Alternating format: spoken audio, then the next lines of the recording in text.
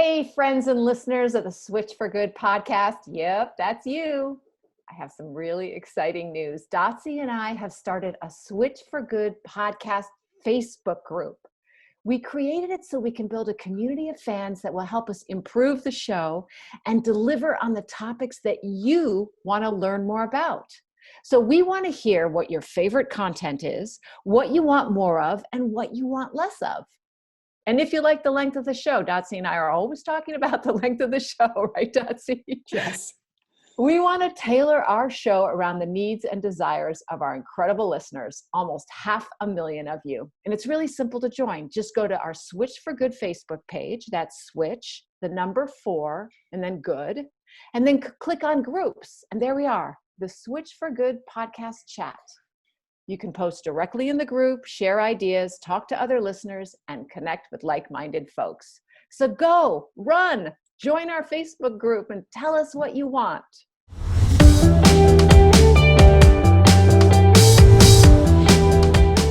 Welcome everybody to the Switch for Good podcast. We're so glad to be in your ears, maybe with you while you're in your car commuting or while you're doing a workout or a walk or something like that. But Alexandra, we're running a campaign right now at Switch for Good. And of all the different type of work that we do here, from policy and legislative change to our scientific research arm to obviously behavior change, some parts of our work are what I like to call just knocking on the door of justice. They're campaigns, they're actions, they're things that maybe won't happen today if we ask it to happen, right?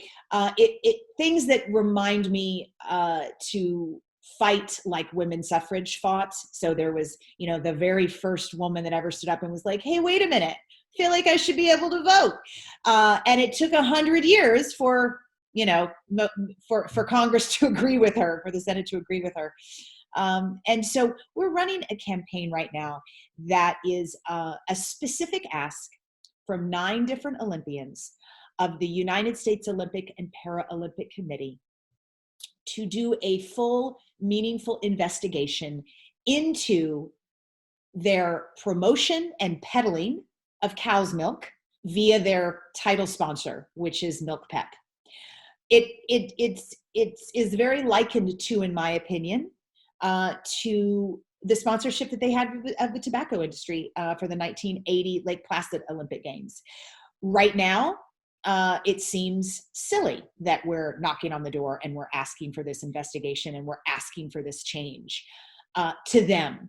Just like, it seems silly that anyone would have a problem with tobacco sponsoring the Olympics. Now today, it's, you have a WTF moment when your face did when I told you in 1980, right? Tobacco sponsored the Olympics. So in conjunction with this full campaign, one aspect of what we did that I know that you're a fan of this vehicle or this way of taking action is we took out 3 full-page ads in the newspapers of the towns where the Olympic training centers are.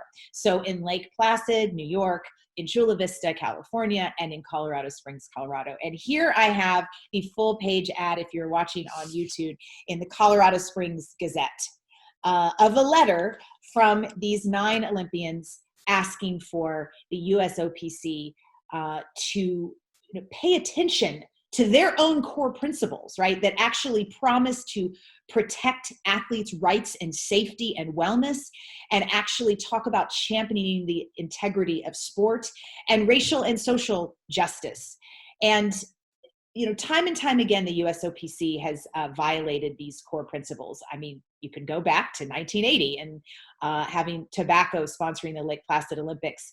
And at those Olympics, they allowed the sale of commemorative Olympic pipes, cigars, and chewing tobacco tins, which is just like what mind blown now when we say that. For years also, they failed to publicly recognize and include disabled athletes as part of Team USA. And they literally just finally included Paralympic in the title. In 2019, it took that long, but only after they were actually sued by the Paralympic athletes for discrimination.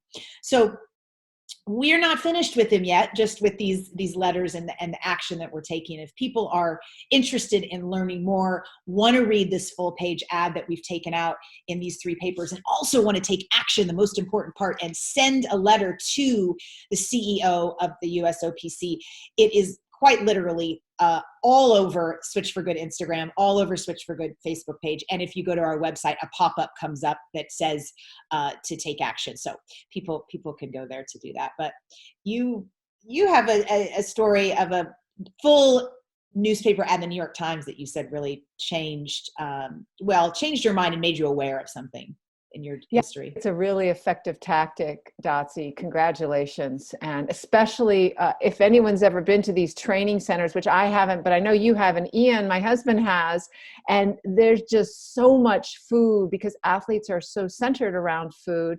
And so there's so much promotion of dairy within the cafeterias at these locations. So, and having the ads where these training centers are is really important because people who work at those training centers live and will read those newspapers, and it will get the attention of the Olympic Committee and the Paralympic Committee. So congratulations. I know that in 1980, I remember so vividly seeing a full page ad in the New York Times about against the testing of bunnies for cosmetics. And I think I was already aware, but I was modeling at the time, and that cemented it that I didn't want to wear products that, were tested on animals. Now, back then, I didn't have a lot of control over it. They didn't have the internet where you could just look up and see whether a makeup was. But, I think I've told this story when I was in on an island, and right now the island escapes me. It was a beautiful island, and I was shooting something for British Cosmopolitan. And in the hotel, they had Flex shampoo. That was what they had. And I wouldn't use it because it was made by Revlon, and Revlon tested on animals. And so I washed my hair for the entire 2 weeks that I was there for that magazine with soap, because I was like, I'm going to, follow my principles. I'm sure, by the way, when I went on the set, they put mascara on that was tested on animals because I didn't know that I could ask for anything different. Yeah. But, it was a big step, and it was because of that full page ad that made me so much more aware. And it made me think, oh, it's not just me. I'm not alone in my beliefs. So this is going to change a lot of hearts and minds, Dotsie. I hope so. And they may not, do the proper investigation because they're probably afraid of what they might find. And so they might not drop their sponsor tomorrow or the next day, but we're certainly knocking on the door of justice. And I believe in some years ahead, they will definitely look at it deeper and say, this is also not okay. And we have an incredible guest on today that takes us kind of very much behind closed doors on small dairy farms. So this work that we're doing is certainly speaking up from a social justice standpoint, a racial justice standpoint, a health standpoint, a performance standpoint, but he is going to take us deep into the lives of the very animals that we get this so-called, essential product that the USOPC thinks that we need. Jason Bolalek is a modern day hero. After visiting a local organic small family dairy farm in Vermont, he not only went vegan overnight, but he rescued 2 male calves who were destined for slaughter. This singular act of kindness blossomed into Destination Liberation, essentially a one-man rescue organization that connects male dairy calves with sanctuaries and adopters. Jason nestles 2 calves at a time into the back of his hay-lined car and drives them for hours to their new home. When we learned about Jason's life-saving work and saw the adorable photos of calves and cars, we knew we had to have him on the podcast. But before you load your Camry with a cow, let's hear about the logistics from Jason. Jason Bolalek, welcome to Switch for Good. So let's start from, if you could tell us a little bit about your vegetarian and then vegan journey. Sure. I went vegetarian in my 30s after seeing videos online that really had a profound impact on me. And I think that was probably the start to understanding the power that social media has. And I didn't put all the pieces together at the time, but I saw some videos of what happens to piglets. And when I saw the videos, I just couldn't bring myself to eat meat anymore at all. I gave it up. And later on, moving to Vermont, years later, I started to connect more of the dots when I heard a story about what happens to male calves here in Vermont. And at first I was in disbelief, but the more I heard, the more I realized this isn't just a rumor, this is happening. And then one thing led to another, and I was able to meet with a dairy farmer who I was introduced to. And my whole intention at the time was just to save two, because I thought if this is really happening, if they're really killing the babies and making compost out of them, then why not save a couple? So I met with the farmer, I went in his farm, and that was it. I mean, there was no question that it was an enlightenment right then and there. I couldn't participate and fund that. I just, it was an awakening. Mm-hmm. In between wanting to save them and then, so I went to meet with a farmer. There's a gap there that I think that we would be fascinated by. I mean, how did you garner the courage? How did you decide where, who? It seems like it wouldn't be easy just to walk into any old dairy farm and say, "Hey, I want to save you from murdering baby calves." How did you decide to pick this specific farmer, and what did you say when you walked in? Well, it was just happenstance, really. It was my friend who told me the story. He knew of a farmer that might be willing to surrender some babies. So it was really him that connected us. And his name is Joe. And Joe went and met with the farmer and talked about it first. So it was already in place when I went to the farm to finally meet him and then basically see the farm. They weren't guarded. They were very friendly and open. And I had no idea what I was really walking into, having never been in a farm. So yeah, that's the first piece of the puzzle that actually, it was happenstance. It was the doors opened for me, so to speak. And what did you notice when you walked in? I mean, you'd never been in one before. What can you help our listeners know what it looks like, what it feels like, what it smells like? What were some of the first things that you thought, "Oh, wow, wasn't expecting that"? The one thing that has always stuck with me about that first experience was the clanking of the chains that the little babies were on, because they have different staging areas where you have your mothers being milked, and then you have another stage where there's younger females that aren't ready to give birth yet. They're not even ready to be impregnated yet. So they're just waiting. And they were in an area, and they were all in individual, I mean, I like to call them cells, because that's what they were. I mean, they could see each other, but they all were connected to a chain rack, and the clanking of the chains, that has always stayed with me. Now this farm in particular, they let the cows go out and graze at times, but they spend a lot of their life, especially in the winter, connected to that chain rack. And that always stayed with me. It was the clanking of the chains. Now, these are small farms in Vermont. Larger factory farms are not as willing to just give their calves away. It's not a moneymaker, for one thing. Could you tell us a little bit, break that small farm myth? You've started doing that, answering Dotsie's question, but tell us more, because we in America, we've demonized, and rightly so, factory farms, but we seem to let the small farms off the hook. So tell us why we maybe shouldn't do that.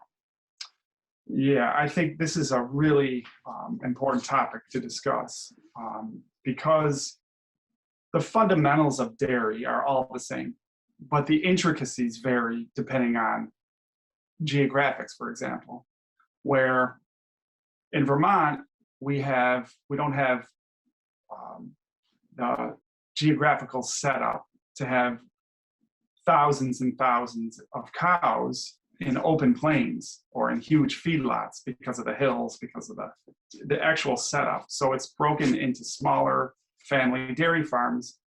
And what happens is when you have a smaller farm and you're having babies come, mothers giving birth, there's going to be less babies, obviously, because you don't have a herd of 3,000 cows. You'll have a herd of maybe 200 or 100.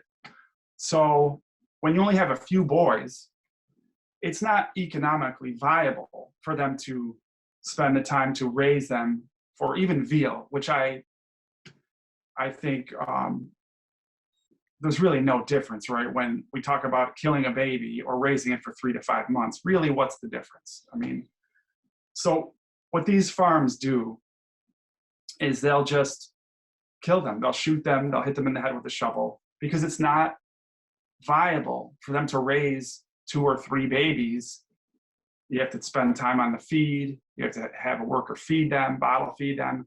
It's just not worth what you're going to get. You have to also pay for them to be transported many miles. So there's all these fees. It's much easier for them to just kill the babies. And that's very common.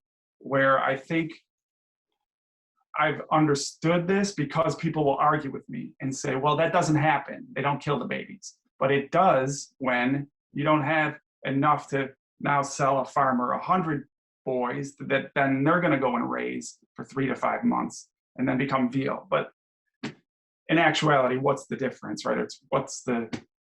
That's why I oppose the whole thing, all the fundamentals of dairy. But yes, this is important to underscore that these farmers are willing to give me the babies because they're not going to do anything with them anyway. So it actually kind of alleviates some of their guilt, which is something I wrestle with.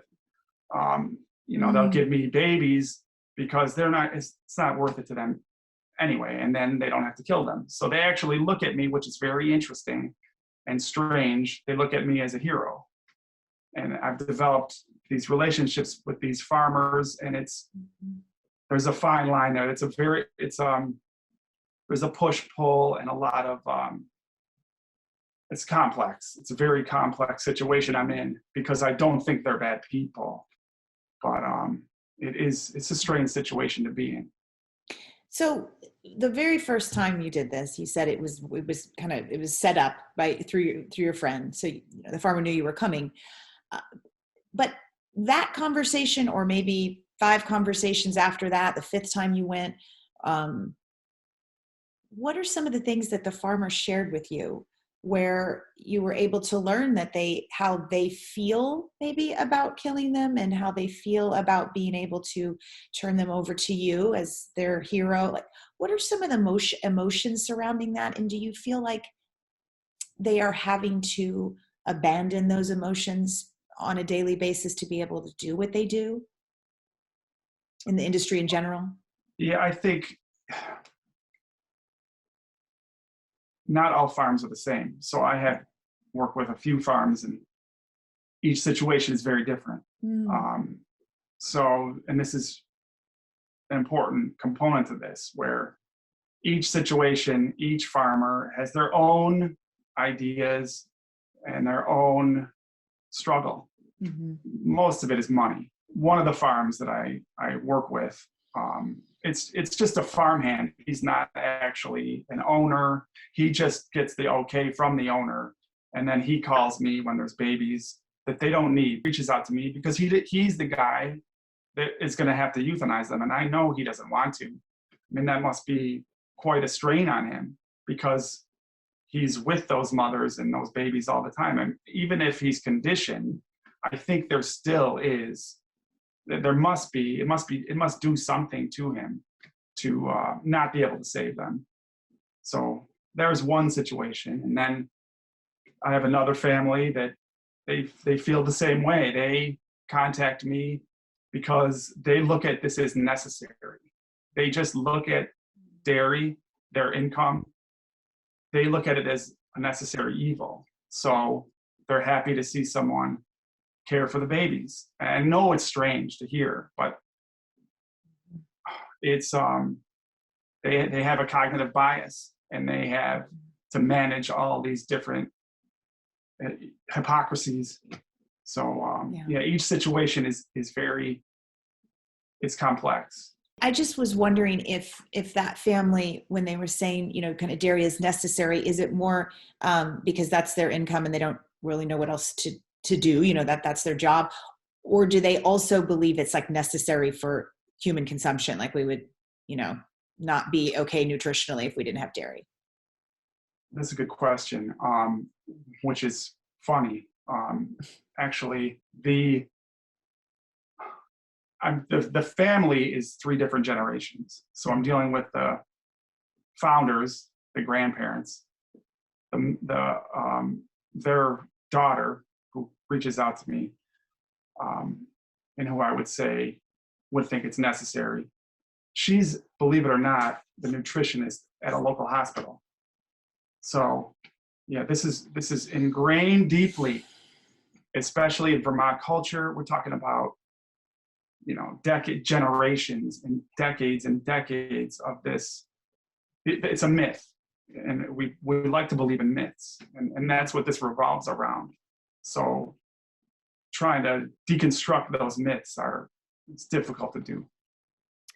It's interesting when you said how you feel you're of two minds, and that you feel like on one hand you're enabling a little bit the dairy industry because you're taking these extra calves off these farms, but on another hand you're saving lives. And my thought would be that every organization has a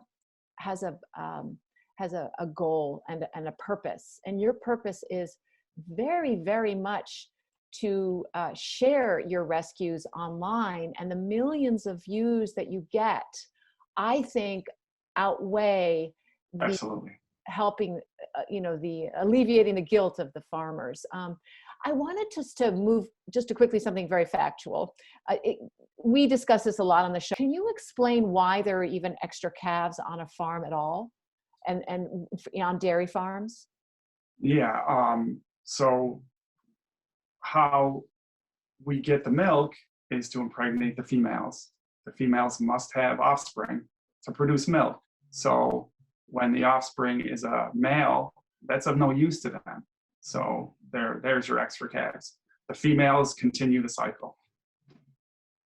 I think a lot of people, our listeners generally know, but a lot of milk drinkers don't realize. Yeah. It's well hidden for a reason, because we might think twice. Yeah. One of our wonderful Switch for Good employee that works with Alexandra and I a lot on the podcast and doing research, she said that her roommate drinks Horizon organic milk, with the one in the carton that has like the kind of the cartoon cow and like omegas, omega 3s. And she said, when she asked him, hey, why did you buy this? He said, well, it tastes good because it has vitamin D. And she mentioned, well, you can't taste vitamin D. It's not like a flavor. And so obviously that's a perfect example of kind of what we're talking about, that just, that myth that is perpetuated through, so many millions of marketing dollars. And I'm wondering, from your firsthand experience on these farms, if you could connect the dots for us on a few of the discrepancies that maybe we have in our heads, that people that drink milk and think that it's necessary, and what they think happens on dairy farms versus what's really happening, besides what we've just talked about, the obvious, but some nuances, some things that maybe you were even surprised or didn't know as a vegan when you came on that you would could share with our listeners. There's a lot. I think that when we think of cows, I know myself, I grew up in the suburbs, and then I moved to an urban area. I spent my whole adult life in a city, and I had no idea what happened on these farms. That's why I'm so driven, I think, to spread this message and wake people up. But I think a huge discrepancy is this idea that these cows are roaming fields and these rolling hills, especially Vermont. I see this Vermont, quintessential Vermont artwork, and it's beautiful red barns on rolling hills with Holstein cattle just grazing away happily in the distance. I mean, that is utter nonsense, because we don't get to see them packed in the barns because they're packed in too tightly and they're covered in feces. I mean, that is one thing that you can't escape, and you'll never know that until you go to a farm. When you go into a barn where these cows are, any dairy farm, the stench is so bad that it's on you, on your clothes, in your hair. You could be there for 5 minutes and you have to shower to get rid of the smell. And that's because economics, right?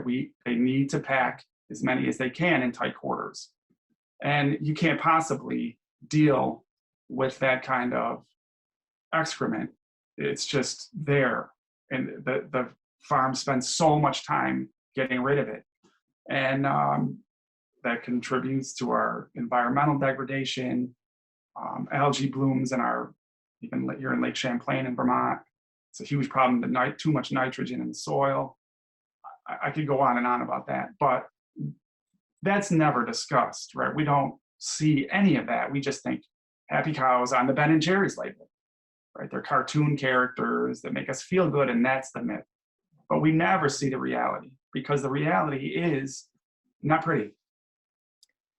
I saw on your Instagram feed has amazing videos, very inspiring. We're going to talk about those. I just want to cover a couple things I did see that relate to this secrecy even in small farms. And it was a video of a male baby calf chained, mooing for his mother, and these other auntie cows who were trying to get to him, but they couldn't get to him to reassure him, because they too were blocked by, they were tied, I guess, and also they couldn't get through the fence to him.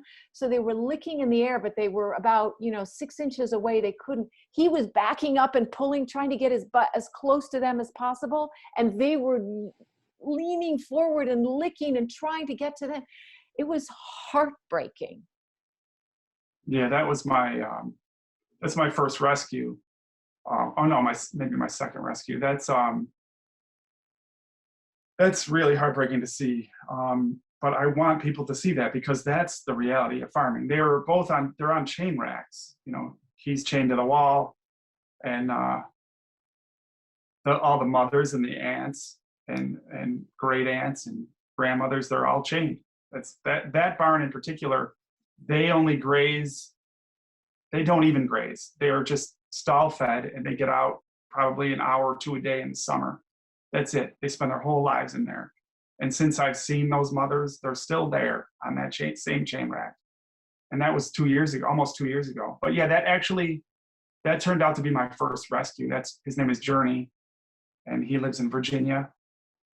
And I brought him with his brother Miles. That was my first rescue. But another part of the myth that I want to quickly touch on is, because I was talking about it before, those mothers that were chained to that rack, they are chained there and they can't clean themselves. So they stay in that filth until humans come and clean, and they try to clean and do the best they can, but there's so many cattle, and they're just machines. They're just poop machines. They just eat and poop and eat and poop. So it's impossible to keep up on. But one of the biggest things that I noticed right away in doing this is when I would see cows at a sanctuary living with a room, they are gleaming and clean compared to all the cows I see at these dairy farms. They would not choose to live that way if they could. It's heartbreaking. And you saw birth where the mother couldn't turn around to lick her baby. Is that correct? Yeah, I filmed the birth, and it was in that same barn that we were just discussing. She was chained to the chain rack, and she gave birth. It took about 45 minutes to an hour. And then, they did drag the baby in front of her and put her in the food trough for her to clean. But yeah, it's heartbreaking. You know, those things don't, they don't leave you. You know, it just fuels my desire to spread this message and continue to share their stories, because I do think that spreading the message is so important. People can change if they're exposed to it. Not everyone will change, but if we show people the reality, then a lot will, I believe. Mm-hmm. I learned something also on your Instagram, that this doesn't obviously happen just in the United States. In India, where they revere cows, they have this thing that they do to encourage the mother to give milk called kal bacha. Yeah, that's so sad. Yeah, the thing about India is not all the provinces have the same laws and protections for cows. So that's one thing to understand, where it's a global problem. This is a global, it's a system of oppression that's happening globally. It's probably the best way I could say it. Can you tell our audience what it is? Well, what they do is they stuff a dead calf that's been dead. They stuff the calf and they put legs on it so that the mother thinks it's going to be nursing. So they just use that. Basically, it's a doll, basically, and they bring it around to the different mothers. So yeah, it's horrific. It helps their milk. Yeah, it tricks them. It tricks them into continuing to produce milk. Yeah, that makes me think of the line in Earthlings that is an inspiration to you, that we humans measure intelligence through our own lens, and that's it.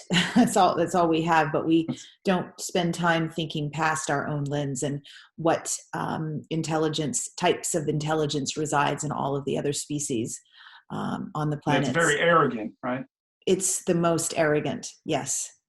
Yeah.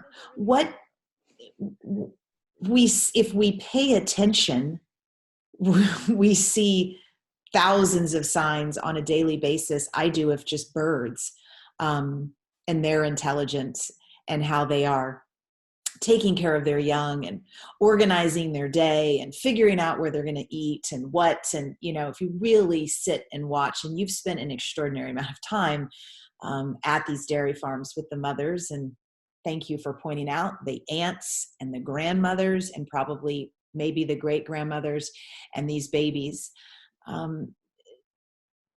I'd love to hear a story or two about the intelligence and just the beauty of their emotions that come through for each other, that most people just won't ever even experience or see, and because of that, not know unless you tell us. Probably one of the most moving experiences I've had is just recently, about a month ago, or a little over a month ago, I was lucky enough to coordinate the surrender of a mother and her baby. So she had just given birth, and the farmer decided that the female, I think she's 3 years old, maybe her second baby, that she wasn't producing enough milk. She wasn't going to be producing enough worth feeding. And normally they send those mothers to slaughter. They don't think twice. But he agreed to give up this female and her baby, and a sanctuary that I know agreed to take them together. So this, I just can't even explain how moving it was to know. I knew the whole time what was going to happen, but of course they don't know that. So to transport them, we had to separate them. The mother went in a trailer, the baby went with me in my truck, and it was amazing. We brought them to New Jersey, and on the way we made a stop for gas, and I pulled up next to the trailer and rolled the windows down, and we let them see each other, and they were clicking. They know. And I want to give her some relief to know that, she's going to be with her baby. And so we make the whole trip, and then to be able to document and film them reuniting and how happy the mother was. And she was bellowing in happiness. She let out these, I wouldn't call them cries. They were just bellows of relief, I think. That was amazing. And I want to dispel the myth that these mothers don't care for their babies. And we hear that a lot. Yeah. That is a lot of nonsense. Now, when I'm told this stuff, in the beginning, I wasn't sure. I have to decipher all this stuff and put it all together. But of course, some of these farmers see mothers who abandon their calves or don't pay attention to them. Mm-hmm. Take so many factors into consideration. Have they had other babies taken from them? Yeah. Are they in quarters where it's too tight and they are going to step on them? Or none of it's natural. So we don't know how they are going to react in a natural setting. So to say that they're just not good mothers, that's just nonsense. It's perpetuating this myth that we can do this to them without any guilt. Yeah, exactly. Have either one of you seen The Handmaid's Tale? Yeah. It's I mean, that's the dairy industry to me, when I look at it, to a T. And so you, as a human, because I don't want to anthropomorphize, but we would become crazy. We easily might start killing our children because we don't want that to happen to them, right? Because the men take the children when you have them and do all sorts of things and make them sex slaves. And I would, the second I had a baby, it would be, that's over. If you get used to this system of sadistic abuse and usage. Yeah, you're contradicting their evolution and their actual evolutionary psychology. You're contradicting all that. So of course, they're not going to behave naturally. And of course, they're going to go crazy. And that's the whole idea, right? Every facet of dairy farming is antithetical to their evolutionary psychology, which is why we have to call it suffering. They're suffering. Yeah. Can you share a couple stories of boy calves that you've rescued? I know that you drove 18 hours with a pair.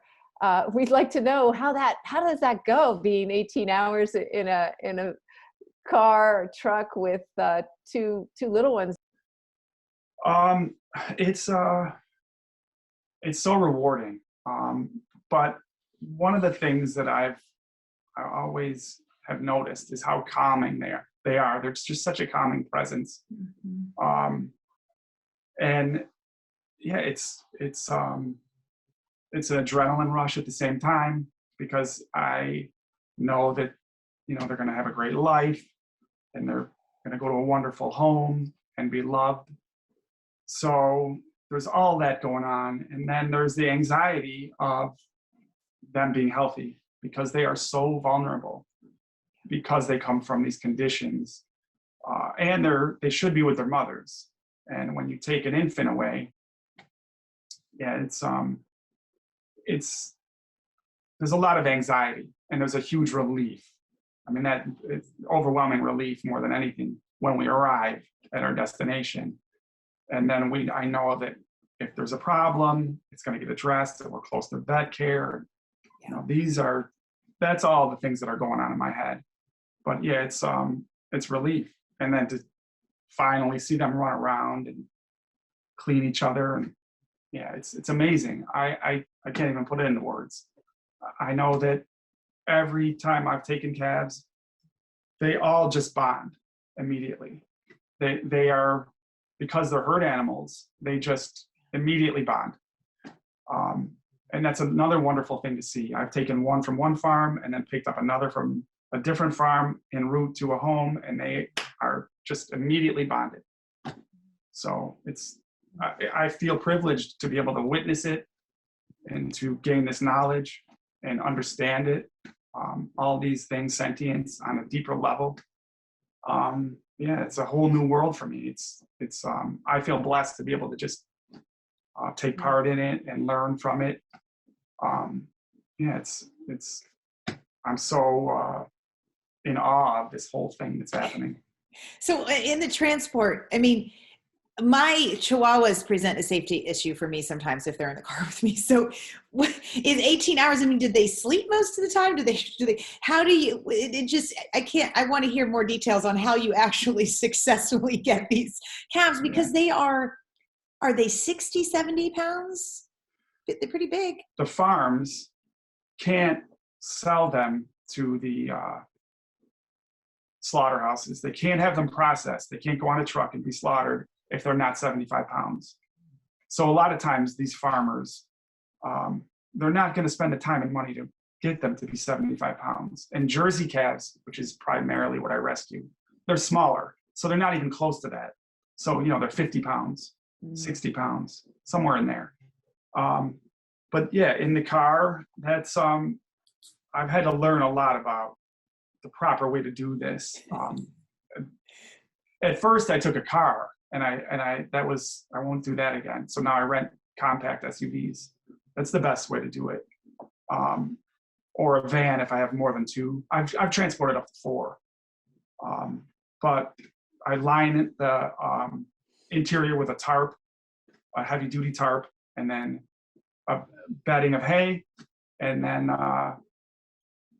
after that, yeah, they sleep because they're infants and babies sleep. They stand up to look around for a little while. They want to take in their environment a little bit, but primarily they're just sleeping. They're sleeping for many hours. They'll stand up every couple hours and look around. And then there's a trip, like an 18-hour trip, there's going to be a feed in there because the babies eat every 12 hours. And I pick them up, and on the road, almost always I need to feed them. And they tell you when it's time to eat. They are very vocal. Very few calves have not been vocal, but they know when it's time. Their bellies are telling them it's time. So then, then I have to make a stop, and I've perfected this where I have warmed milk. I just keep it by the heater, or in the summer I have a container that I can plug into my cigarette lighter that keeps milk warm, and the bottles are already made. And then I feed them through the windows. And a lot of times they won't eat right away.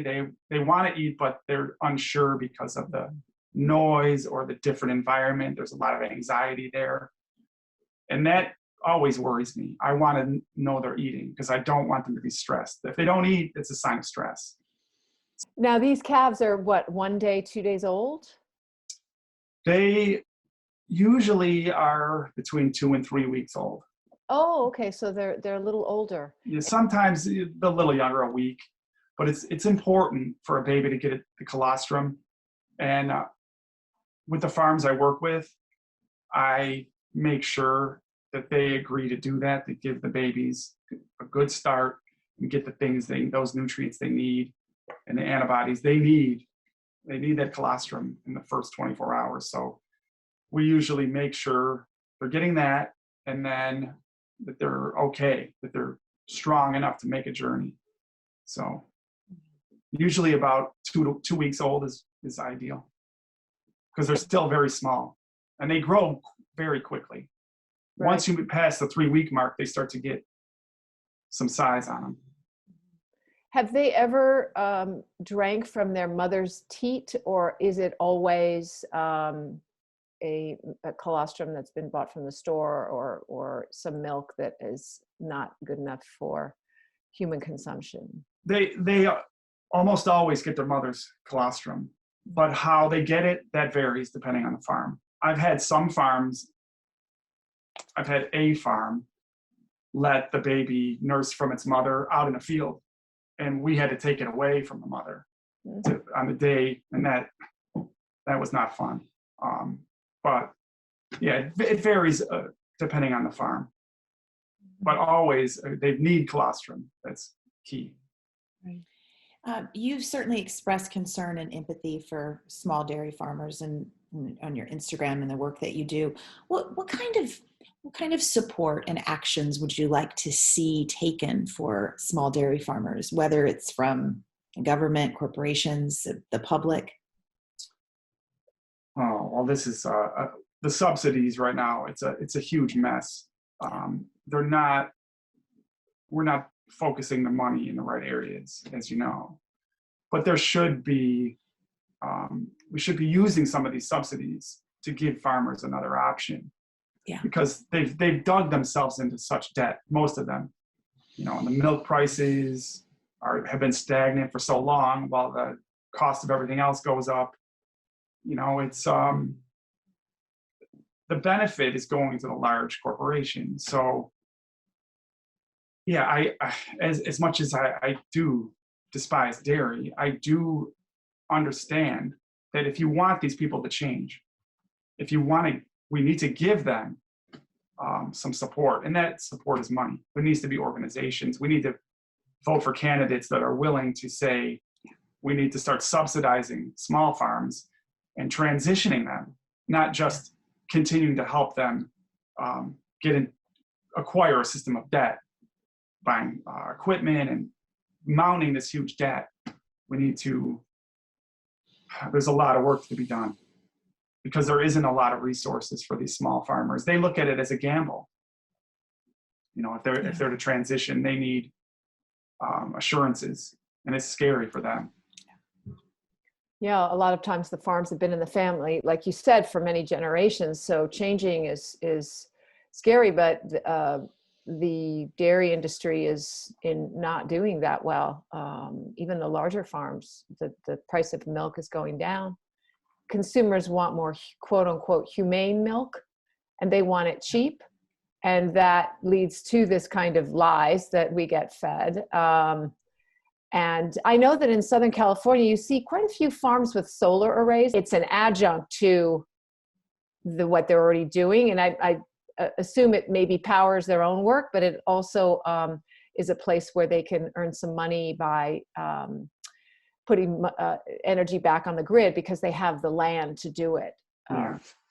And also Miyoko, the cheese empire queen, is working also to try and transition these farmers here to maybe almonds, to make almond milk or other things.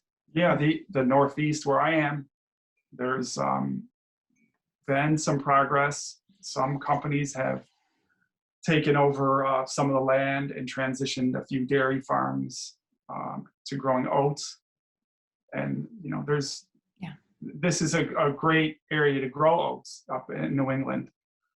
But the problem becomes if the farms don't get contracts, long-term contracts, and guarantees, they're not gonna, they can't gamble. And that's the whole thing is the subsidies need to go toward, it's an uphill battle because it's not just, it's an identity. These people's whole identity is involved in this. So yeah, it's going to be a mountain to climb. And if our government, our state government, or our federal government isn't backing and helping and putting the financing these programs or giving grants to environmentally friendly farming, then there's no incentive there for change. Tell us about Ben and Jerry's, from which, its image is all about Vermont and small family farms. And how do you feel about Ben and Jerry's? They do have 10 or so very good non-dairy ice cream flavors. It'd be nice if they moved wholly into that direction, because in my opinion, they're just as good as you can't tell a difference. I mean, I drive by Ben and Jerry's on my way anywhere I go. Whenever I have to go and I take these babies, we drive right by them. And it's hard for me to look at because they have cows right on their corporate headquarters or their tourism office. And there's cows out in the field looking happy, hiding the reality. That's tough for me because they've built their whole business.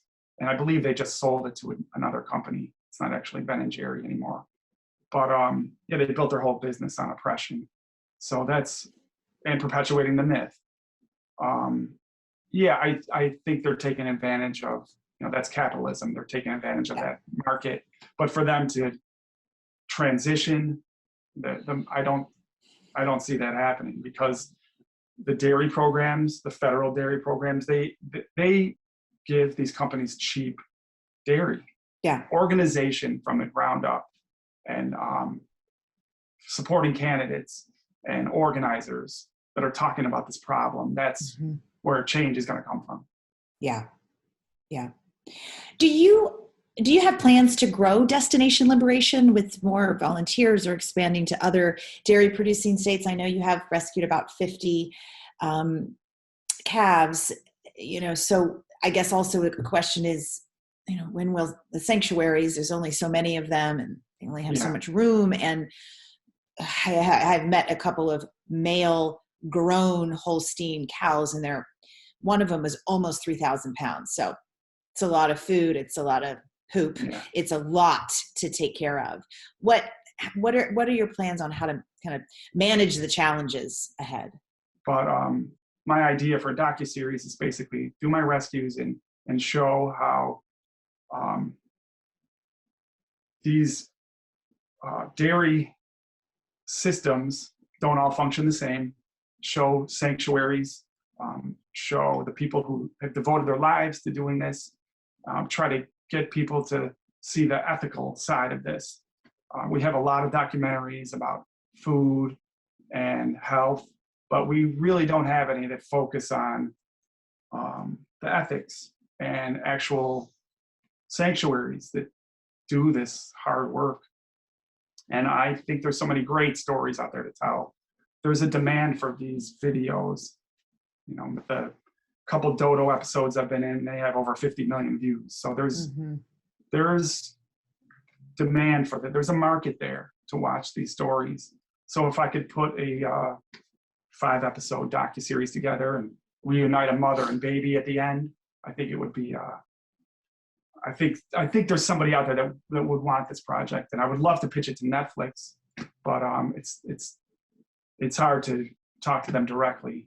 You have to go through an avenue with someone who's already worked with them, but that's my idea, is to continue to rescue and maybe put someone else in my position doing the rescues, because it's not that complicated to do this work. But I think that I would like to focus more on editing and seeking out other projects, telling people stories that do what I do now. There's so many of these people out there.